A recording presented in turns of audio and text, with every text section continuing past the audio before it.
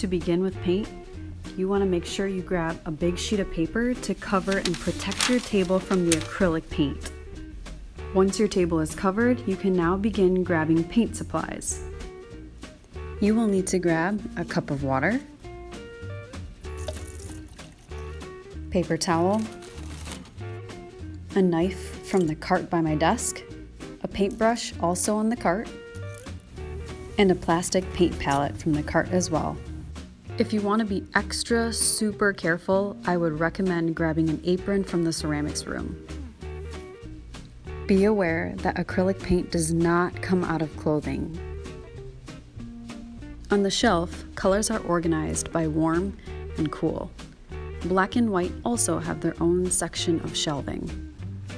Please make sure you place paint bottles back on correct shelf according to their color. If you are in exploratory art, we will only be using primary colors, red, yellow, and blue. Since these small paint bottles are $9 a bottle, we need to be smart on how we pour our paint. A quarter size of paint is a great amount to start with. You can always add more paint as you go. This is an example of pouring too much paint. You don't need this much.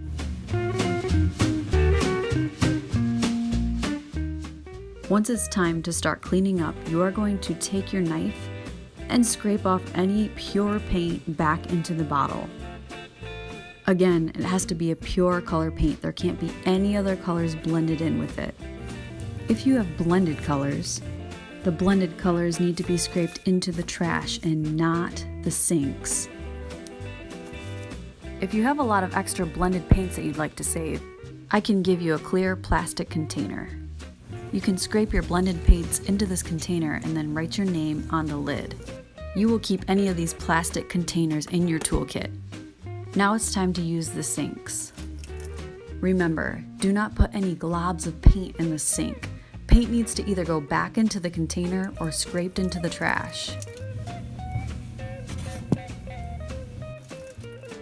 To wash your palette, you can use your paintbrush to get all the excess paint off of your plastic palette. I also have sponges at both sinks, so make sure you use your sponge and just wipe out each little section for paint, just to make sure you get all of it.